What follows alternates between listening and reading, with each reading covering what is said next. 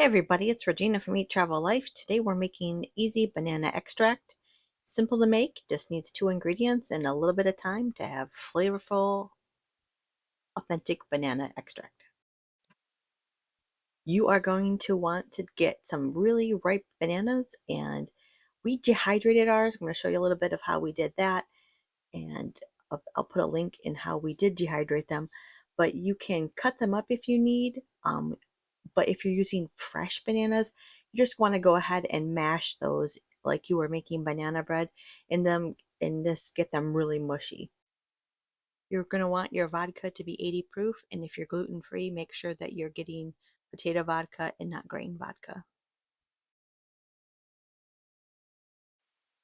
We didn't use the long-term storage jar that we were going to use for the banana extract. We used a wide mouth jar so that it was easier to remove the extract from the liquid.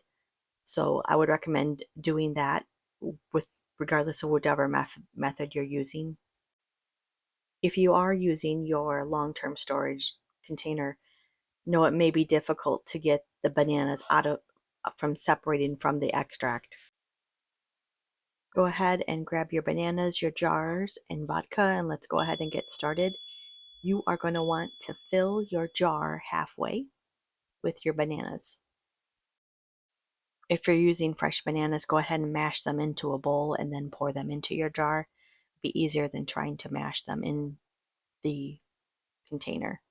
And then go ahead and fill the bottle with vodka all the way up to the top.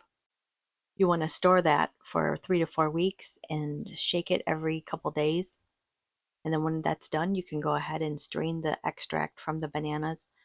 I just used a measuring cup and separated the bananas from the liquid. And then I grabbed my permanent container I was going to put the extract in and restrained it again. You can see there was a little bit of bits there. But I double strained it just to make sure that nothing was missed. And then those bananas that you separated, you could use those in for like a bananas foster and ice cream in any recipe. Place the lid on top of your jar and you'll want to label it so you know what it is.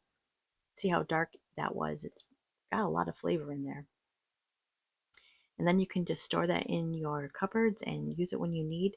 Use it just like you would vanilla extract. You don't need a lot of it. A teaspoon in a recipe would be plenty. And you can use this recipe in your banana bread, your banana muffins, ice cream, cakes, even in savory dishes. You just need a little bit. We use it in our banana bread. We've made several different varieties of that, but you could also use it in pancakes. So what will you use your banana extract in? Let me know in the comments what you use your extract for. Make sure you like and subscribe. Have a wonderful day.